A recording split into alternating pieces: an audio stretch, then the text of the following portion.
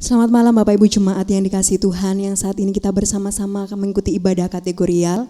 Kita akan bersama-sama menaikkan pujian dan sebelumnya kita mau bersatu di dalam doa. Kami bersyukur kepada Tuhan Allah yang begitu setia mengasihi setiap kehidupan kami. Kasih setia Tuhan tidak akan pernah habis bagi kami. Buat kami untuk yakin dan percaya bahwa Engkau adalah satu-satunya Allah yang setia dalam kehidupan kami. Terima kasih Bapa. Di dalam nama Tuhan Yesus Kristus, amin. Mari kita akan bersama-sama menaikkan pujian. Tuhan Yesus begitu baik bagi kita, amin.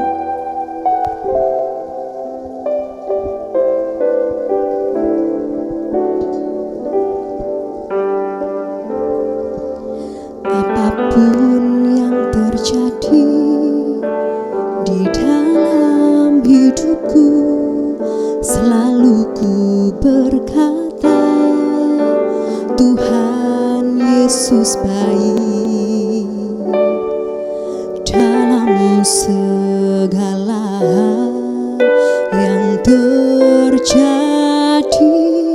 Tetap ku berkata, Tuhan Yesus baik. Mari sekali lagi Bapak Ibu. Apapun yang terjadi di dalam hidupku, selalu ku berkata, Tuhan Yesus baik dalam segala hal yang terjadi. Tetap ku berkata, Tuhan Yesus baik. Ku sembah Kau, ku sembah Kau. Tak dapat ku membalas kasih-Mu. Ku sembah Kau, ku sembah Kau Bapa. Ku rindu selalu menyenangkan-Mu. Ku sembah Kau, ku sembah Kau. Tak dapat ku membalas kasih-Mu. Ku sembah Kau, ku sembah Kau Bapa. Ku rindu selalu menyenangkan-Mu. Ku sembah Kau, ku sembah Kau. Tak dapat ku membalas kasih-Mu. Ku sembah Kau, ku sembah Kau Bapa. Ku rindu selalu menyenangkan-Mu. Ku rindu selalu menyenangkan-Mu. Ku rindu selalu menyenangkan-Mu. Oh, haleluya. Terima kasih Tuhan. Oh, haleluya. Syukur Tuhan Yesus baik. Kami bersyukur. Haleluya. Haleluya. Oh,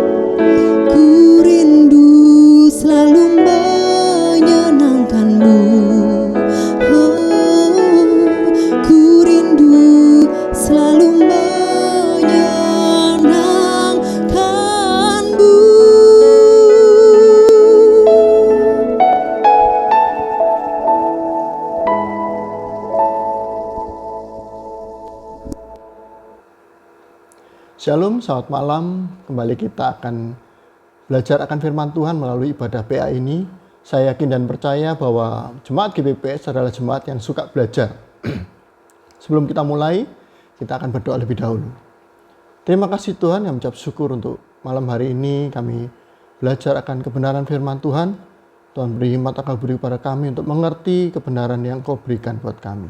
Dalam nama Tuhan Yesus Kristus, kami siap belajar akan firman Tuhan. Haleluya. Amin. Puji nama Tuhan. Siapkan catatan. Jika tidak, karena Adam dan Hawa jatuh dalam dosa karena tidak mencatat. Saudara ingat, Allah tidak pernah mengatakan tidak boleh meraba. Tapi oleh Hawa ditambahin. Jadi nggak sesuai dengan apa yang dikatakan Tuhan Yesus. Dan iblis pun nambahi dengan menipu. Dengan interpretasinya sendiri yang salah. Catatannya ditambahi dengan yang nggak benar. Jika makan bisa seperti Allah. Padahal Allah mengatakan engkau akan mati. Makanya biasakan untuk mencatat supaya nggak salah. Ya, malam hari ini kita akan belajar tentang pengalaman Daud. Belajar dari pengalaman Daud, pendaftaran dan hukuman. Ya, kita akan buka 1 Tawarik 21 ayat yang pertama. Ayat ini agak panjang, tapi akan kita bahas satu persatu karena ini pendalaman Alkitab. Kita harus tahu lebih dalam, kita gali lebih dalam. Karena di dalam firman Tuhan itu banyak pewahyuan yang terjadi. Dan Tuhan memberikan pengertian kepada kita untuk lebih lagi untuk belajar. Ya. Ayat yang pertama. 1 Tawarik 21 ayat yang pertama. Iblis bangkit melawan orang Israel. Dan ia membujuk Daud untuk menghitung orang Israel. Jadi saya prolog, jadi saya review dulu bahwa ada pencatatan oleh Daud kepada Israel sehingga menimbulkan satu kemarahan daripada Tuhan. Dan itu disebabkan oleh iblis. Nah, di sini kita belajar tentang sifat iblis. Iblis berarti penuduh. Ayub 1 ayat 6, saya bisa baca sendiri. Dia dengan giat menentang usaha-usaha orang percaya untuk menyesuaikan diri dengan kehendak Allah dan standar-standar yang benar. Jadi iblis itu selalu menentang ketika kita berusaha untuk menyesuaikan diri dengan kehendak Allah. Yang kedua, iblis itu adalah penipu. Ini sudah sangat terkenal. Seringkali mengarahkan kegiatannya kepada pikiran manusia dengan cara menipu. Dalam hal ini dia menipu Daud dengan memberi pikiran bahwa Allah akan menyetujui perhitungan orang Israel. Yang ketiga, iblis itu senang membawa orang percaya kepada dosa kesombongan dan permuliaan diri, mengagungkan diri. Kita ingat dari awal Allah menciptakan manusia, Kejadian 3 ayat yang kelima. Iblis menghasut. Nah tadi, kenapa kalau kita tidak mencatat itu bisa berdosa? Bisa jatuh dalam dosa seperti Adam dan Hawa. Iblis menghasut, tetapi Allah mengetahui bahwa pada waktu kamu memakannya, matamu akan terbuka. Nah itu kata-kata siapa? Kata-kata iblis. Kamu akan menjadi seperti Allah, tahu tentang yang baik dan yang jahat. Nah ini iblis, sifat iblis adalah membawa orang percaya itu kepada sifat kesombongan dan permuliaan diri, memuliakan diri sendiri. Manusia ini ada sifat ingin menjadi seperti Allah. Mempermuliakan diri, pengen disanjung, pengen dipuji, pengen diagungkan. Ingin dipuji nggak salah. Kita sebagai bangsa Asia harusnya bangsa yang ramah dan menyenangkan. Tapi kenyataannya harus banyak belajar dari bangsa lain. Untuk bisa mengapresiasi suatu keberhasilan. Atau usaha orang lain. Misalnya, oh buatanmu bagus ya. Suaramu bagus ya, videomu bagus ya, penjabaran firman Tuhanmu bagus. Nggak apa-apa kok mengapresiasi. Dan memuji itu nggak dosa. Tapi justru kita orang Asia ini yang, orang Indonesia terutama harus belajar untuk bisa mengapresiasi. Dan yang diapresiasi nggak apa-apa kok bilang terima kasih. Kamu kok bagus ya hari ini, bajumu kok bagus. Kita bilang terima kasih nggak apa-apa. Berbeda orang kita berbicara, oh nggak kok. Karena ini itu, saya bisa begini karena ini itu. Aslinya dalam hatinya, ini loh aku, usahaku. ingin dipuji, tidak salah. Tapi jangan menjadi sombong. Banyak orang seperti itu. Dan ini dipakai iblis untuk menjatuhkan manusia.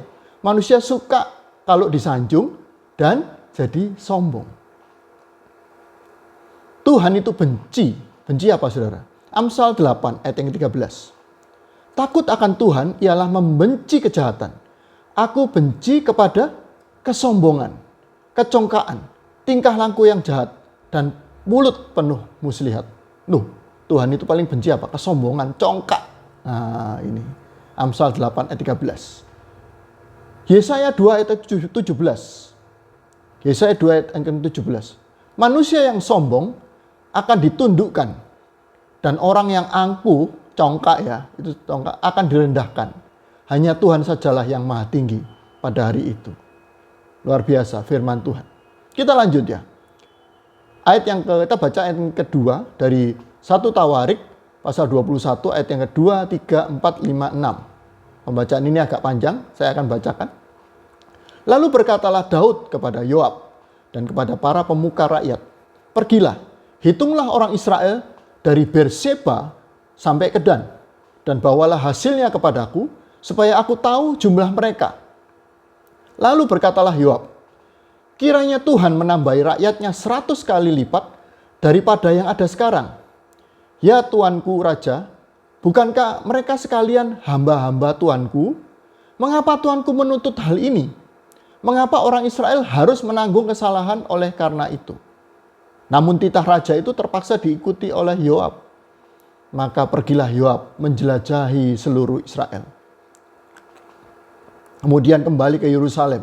Lalu Yoab memberitahukan kepada Daud hasil pendaftaran rakyat. Di antara seluruh orang Israel ada 1.100.000 orang yang dapat memegang pedang.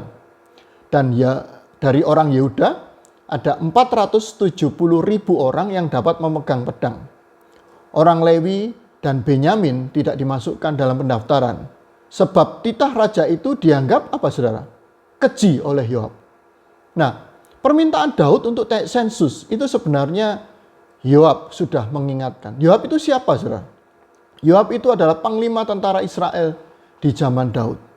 Jadi kalau saudara belajar akan firman Tuhan pendalaman Alkitab ini harus tahu tokoh-tokoh yang berbicara di sini. Daud, Yoab. Yoab itu siapa? Panglima. Dan ratusan peperangan sudah dijalani dia bersama dengan Daud. Yoab ini siapa? Anak dari adik perempuan Daud. Jadi keponakannya. Jadi berarti Daud itu punya adik perempuan. Salah satunya Seruya. Jadi dia anak dari Seruya. Ya namanya bawaan, mau nggak mau harus melakukan apa kata raja, saudara. Jumlah yang didapat itu 1,1 juta. Bisa ngangkat pedang. Dari Yehuda 470.000. Lewi dan Benyamin nggak dihitung karena dianggap keji. Yoab di sini mengerti kehendak Allah. Itu suatu kesalahan sebenarnya. Menghitung kekuatan berdasarkan motif kebanggaan diri. Itulah kesalahan Daud. Dalam hal ini, dengan tajam firman Allah menyatakan, jika ide atau perbuatan yang sejenis dengan kesombongan tidak berasal dari Allah, tetapi berasal dari iblis. Kita lanjut, ayat yang ke-7. Jadi 1 Tawarik pasal 21 yang ke-7. Tetapi hal itu jahat di mata Allah. Sebab itu dihajarnya orang Israel. Kita diingatkan lagi, jahat di mata Tuhan ketika kita sombong. Ayat yang ke-8. Lalu berkatalah Daud kepada Allah, aku telah sangat berdosa karena melakukan hal ini. Maka sekarang, jauhkanlah kiranya kesalahan hambamu, sebab perbuatanku itu sangat bodoh. Daud mau menerima teguran Tuhan. Yang pertama Daud mau menerima. Daud bertobat. Daud mengaku bodoh. Satu kebaikan Daud selama dia melakukan kesalahan. Dia bertobat dan mengaku. Dia mengaku perbuatannya bodoh. Meskipun dia seorang raja yang besar. Raja yang besar yang banyak memenangkan peperangan. Jadi sampai raja yang paling banyak, sampai 200 sampai 300 peperangan. Daud itu menang. Itu saudara bisa belajar lebih dalam. Seorang penumpang kapal Titanic, Albert Caldwell, bercakap-cakap dengan awak kapal. Titanic tidak mungkin tenggelam. Dikatakan di situ percakapan itu, Titanic ini besarnya sekian, tingginya sekian, tidak bisa dan tidak mungkin bisa tenggelam. Sampai Tuhan pun tidak mungkin bisa menenggelamkan. Nah itu, sampai dikatakan begitu saudara. Tapi 14 April 1912, 20 menit sebelum jam 12 malam, menabrak gunung es dan akhirnya tenggelam. Sangat ironis, yang arogan, yang sombong dapat runtuh. Daud juga gitu, meragukan kepercayaan kepada Allah, sehingga diadakan sensus supaya tahu kekuatan pasukannya. Padahal selama perang, selama peperangan, keamanan dan keamanan Israel bukan karena jumlah prajurit, tetapi karena iman kepada Allah. Nah, tapi konsekuensi atas dosa tidak bisa dihindari. Kita lihat ayat yang ke-9. 1 Tawarik 21 ayat ke-9. Tapi berfirmanlah Tuhan kepada Gad, pelihat Daud. Siapa itu Gad? Ada tokoh lagi. Nabi Gad memperingatkan. Nabi Gad menjadi penasihat spiritualnya bagi Daud. Di 1 Samuel 22 ayat ke-5, Nabi Gad memberi panduan ke Daud untuk tidak tinggal di kubu gunung atau di gua Adulam. Disuruh balik ke Yehuda. Dan ceritanya semakin menarik, saudara. Kalau cerita perjalanan Daud itu sangat menarik. Saya bisa mendalami lebih dalam. Gad juga mendampingi Daud menjadi temple service, yaitu pelayan di bait Allah. Ayat yang ke-10 kita lanjut ya. Satu persatu kita bahas, kita dalami, kita gali ya. Ayat yang ke-10, 11 dan 12. Pergilah, katakanlah kepada Daud, beginilah firman Tuhan. 3 perkara kuhadapkan kepadamu. Nah, pilihlah salah satu daripadanya. Maka aku akan melakukannya kepadamu. Kemudian datanglah Gad kepada Daud, lalu berkata ia kepadanya, beginilah firman Tuhan, haruslah engkau memilih 3 tahun kelaparan, atau 3 bulan lamanya melarikan diri dari lawanmu, sedang pedang musuhmu menyusul engkau, atau 3 hari pedang Tuhan, yaitu penyakit sampar, ada di negeri ini. Dan malaikat Tuhan mendatangkan kemusnahan di seluruh daerah orang Israel. Maka sekarang timbanglah apa yang harus kusampaikan kepada yang mengutus aku. Pilihan hukuman. Daud diperhadapkan dengan pilihan yang sulit. Pilihan pertama, waktunya lama, 3 tahun. Memporak-porandakan negeri Israel pastinya. Pilihan kedua, harus melarikan diri. Itu sulit ketika Daud melarikan diri. Waktu melarikan diri dari Saul aja susah. Apalagi ini oleh lawannya. Pilihan yang ketiga, apalagi 3 bulan dikejar-kejar. Nah, pilihan yang ketiga, pilihan ini dianggap yang paling tepat. Waktunya singkat, cuma 3 hari. Menurut Daud, saudara.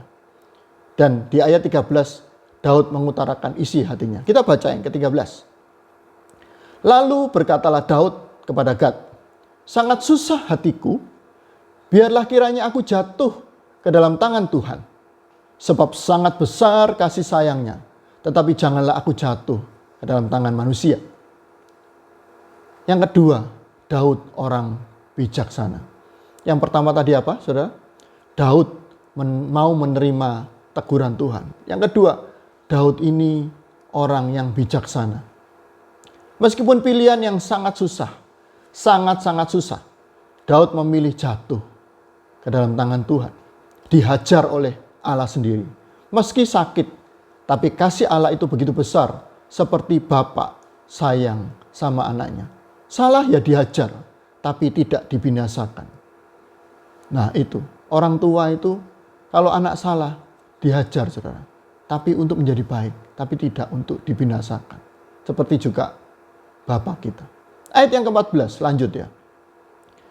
Jadi Tuhan mendatangkan penyakit sampar kepada orang Israel. Maka tewaslah dari orang Israel 70.000 orang. 70.000 orang, saudara. Sifat Allah itu tegas dan konsekuen. Allah memakai otoritas untuk tetap menghukum. Tidak ada pilih kasih. Ini menunjukkan Allah merupakan Allah yang adil. 70.000 orang mati karena penyakit sampar.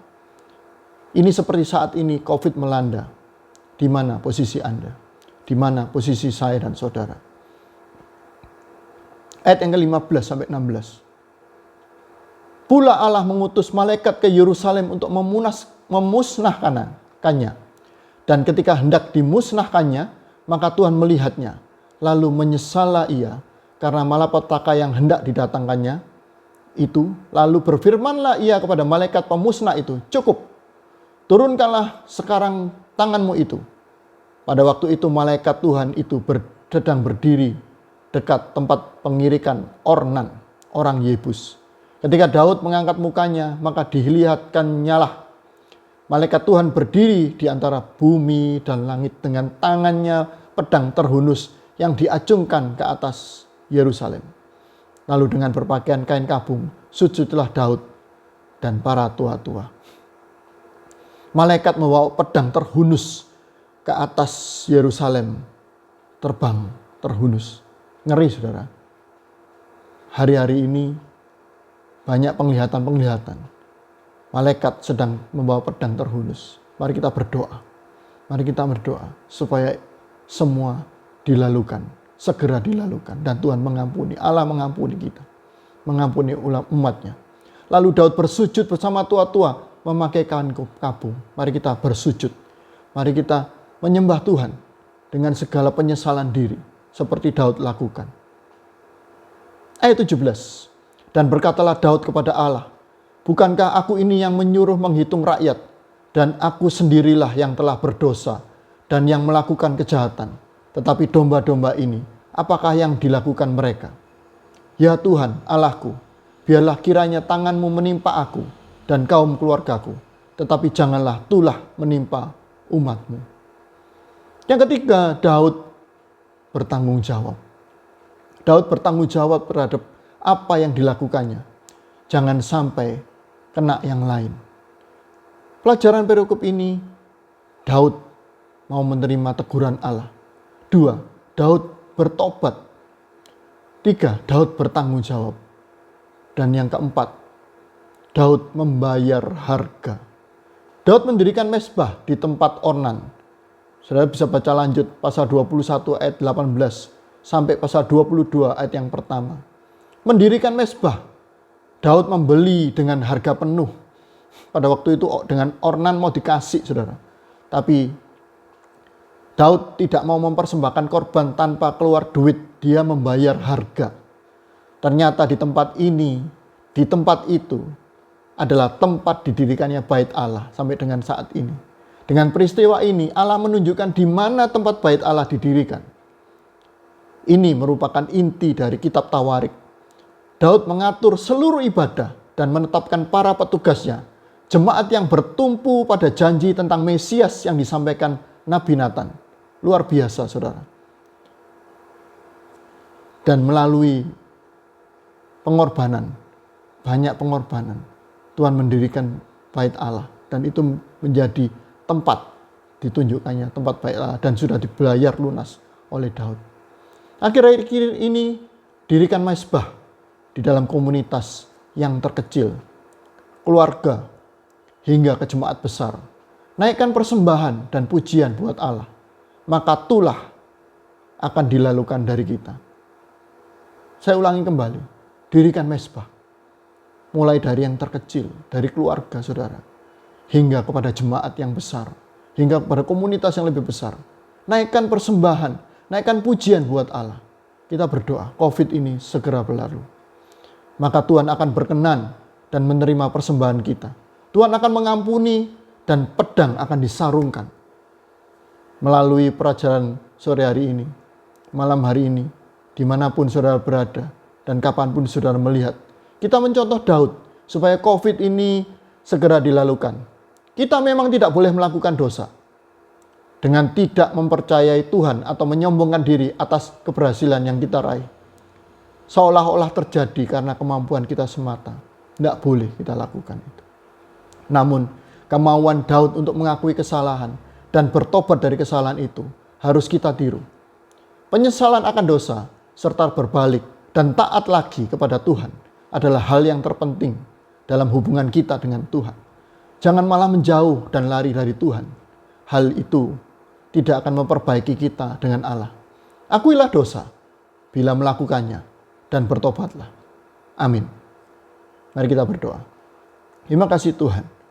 Malam hari ini kami sudah belajar bagaimana Daud menyikapi, Daud berbuat, dan Daud berani bertanggung jawab. Tuhan beri hikmat kepada kami untuk mengerti apa yang menjadi kehendak Tuhan. Hamba-Mu selesai berbicara, biarlah firman-Mu tertanam di dalam tiap hati kami, dimanapun kami melihat dan mendengarkan dan menyaksikan ibadah PA ini. Kami serahkan GPPS Jemaat Sawahan menjadi berkat bagi kemuliaan nama Tuhan. Di dalam nama Tuhan Yesus Kristus, kami sudah berdoa mengucap syukur. Saya yang percaya katakan amin. Tuhan Yesus memberkati. Sampai ketemu di program yang lainnya.